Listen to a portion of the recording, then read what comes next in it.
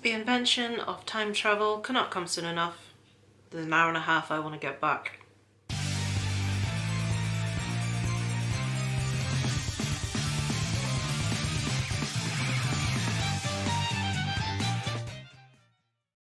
Hello everyone and welcome to day 12 of my Shocktober movie reviews.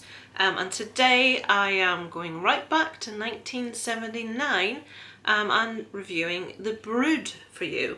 This movie was requested by my good buddy Sean Erschen from the Horror Corner.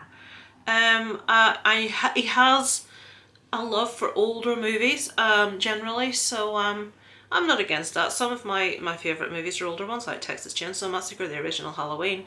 So yeah, I went into this pretty open-minded as I hadn't seen it before, and I'm going to let you know what I think. So before we get started, just let me give you the usual facts about the movie. This one was directed by the mighty Mr. Cronenberg, obviously responsible for one of my favourites, the remake of The Fly. The main stars in this are Oliver Reed, Samantha Eggar, Art Hindle and Henry Bachman. We have quite a few others, but have a look at IMDb. I'm not going to tell you all of them now. Right, so Oliver Reed, very tortured soul.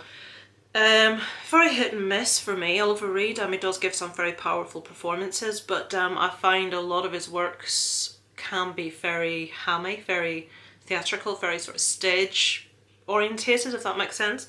So The Brood, I don't even know where I begin to give you a synopsis about this. Just in case you haven't seen this, I apologise if I give spoilers, as it's something I'm not familiar with. I don't know how much of this movie is common knowledge and how much is supposed to be a surprise, so I won't give you away the ending, but I will perhaps give away aspects of the movie that maybe you didn't want to know, so I'm telling you that before I start. So this movie stars Oliver Reed as Dr. Raglan, who is a he's a psychotherapist that uses techniques that aren't the norm, shall we put it that way. And he has a lady called Nola under his tutelage, whatever way you want to, under his care. And he's using these rather unusual techniques to try and have her work out her issues.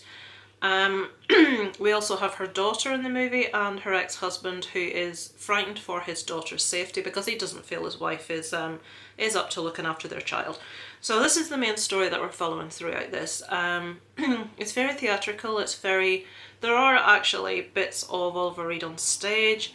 He believes in role play to work through things. There's nothing that makes the hair stand up on the back of my neck in a really oh no sort of way than the mention of the word role play.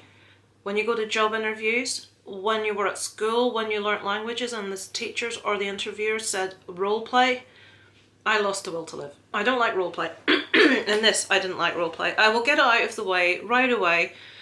This isn't going to go down particularly well. I hated this movie. Hate's maybe too strong a word because I just was left feeling drained and meh by the end of it. I was bored. It dragged. The acting was overly theatrical and over dramatic and very, very dated in just everything about it. A lot of people talk about the amazing ending, which to me was ridiculous. I know when you watch horror you do have to suspend belief to a point. That's fine, fair enough. I'm not a fan of body horror. That's maybe a problem when you go to watch this movie, as a lot of this is concentrated on that.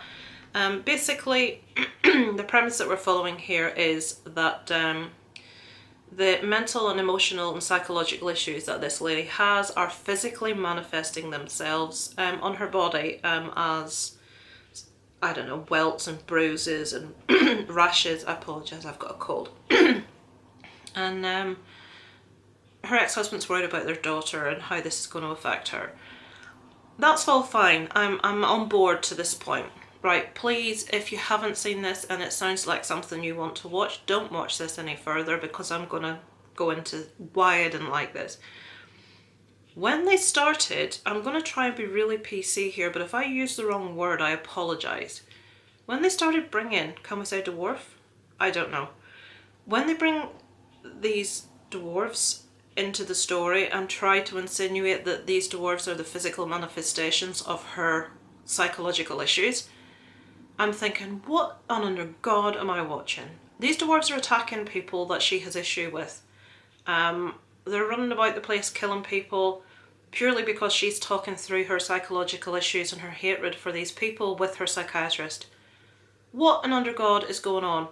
And when we discover, again, massive spoilers ahead, when we discover at the end of the movie that these creatures don't have navels, we're like, how is this possible? Well, they weren't born because she spawned them with her psychological issues. I'm supposed to get on board with this? Honestly, I just, oh my God. I'm really pleased to say I sat and watched this with my husband, who likes a lot of old horror movies, who's a big Hammer fan, likes original Universal, likes an awful lot of movies that I don't.